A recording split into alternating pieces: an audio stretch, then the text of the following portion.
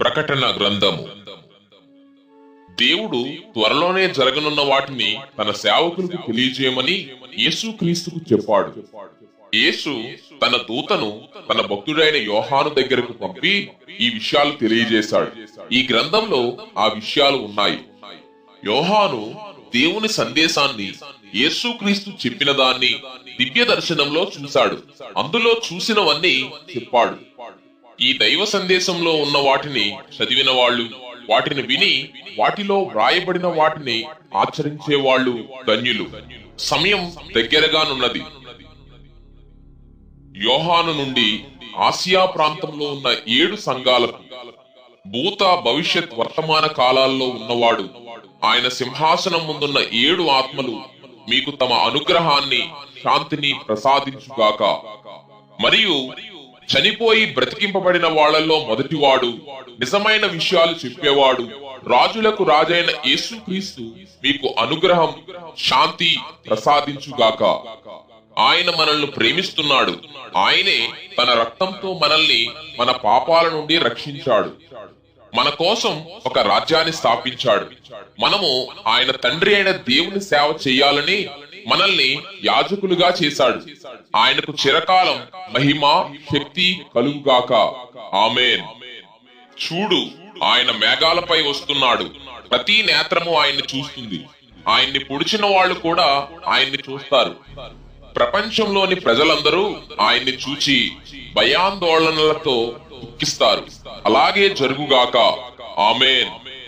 భూత భవిష్యత్ వర్తమాన కాలాల్లో ఉండేవాడు, సర్వశక్తి సంపన్నుడైన వాడు, మన ప్రభు అయిన దేవుడు, ఆదియు అంతమును నేనే అని అన్నాడు.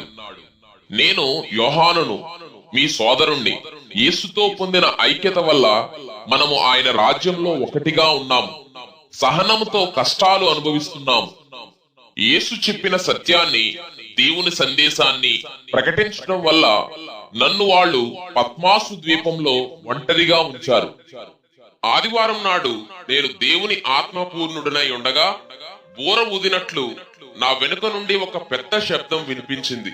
అది నాతో, నీవు చూసిన దాన్ని ఒక గ్రంథంగా రాసి ఈ 7 సంఘాలకు, అనగా Ephesus, Smyrna, Pergamum, Thyatira, Sardis, Philadelphia, లవొదికయకు పంపుము అని అన్నది. నాతో మాట్లాడుతున్న స్వరం ఎవరితో చూడాలని వెనక్కు తిరిగి చూశాను. వెనక్కు తిరిగి చూడగా 7 బంగారు దీపస్తంభాలు కనిపించాయి. వాటి మధ్య ఒక వ్యక్తి కనిపించాడు. ఆయన మనుష్య కుమారునిలా ఉన్నాడు. ఆయన వేసుకున్న అంగి ఆయన పాదాల వరకు ఉంది. ఆయన రొమ్మునకు బంగారు దట్టి కట్టబడి ఉంది. ఆయన తల వెంట్రుకలు తెల్లని ఉన్నిలా ఉన్నాయి. ఆయన వెంట్రుకల్ని మంచుతో కూడా పోల్చవచ్చు.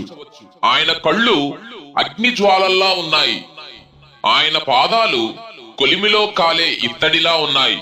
ఆయన కంఠధ్వని జలప్రవాహం చేసే శబ్దంలా ఉంది. ఆయన తన కుడి చేతిలో 7 నక్షత్రాలను పట్టుకొని ఉన్నాడు. ఇరువైపులా పదునుగానున్న ఒక కత్తి ఆయన నోటి నుండి బయటకు వచ్చింది. ఆయన ముఖం దివ్యంగా ప్రకాశిస్తున్న సూర్యుడిలా ఉంది. నేను ఆయన్ని చూసి ప్రాణం పోయిన వానిలా ఆయన పాదాల ముందు పడ్డాను.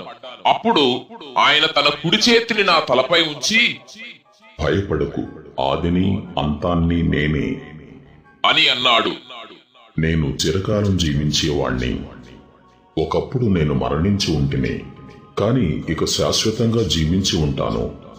మరణంపై నాకు అధికారం ఉంది. మృత్యులోకపు తాళం చెవులు నా దగ్గర ఉన్నాయి. అందువల్ల ఇప్పుడున్న వాటిని, ముందు జరగబోయే వాటిని, నీవు చూసిన వాటిని గురించి రాయి. నీవు నా కుడి చేతిలో చూసిన 7 నక్షత్రాల రహస్యము, 7 దీపస్తంభాల రహస్యము ఇది. ఆ 7 నక్షత్రాలు 7 సంఘాలకు చెందిన దూతలు. ఆ 7 దీపస్తంభాలు 7 సంఘాలన్నమాట.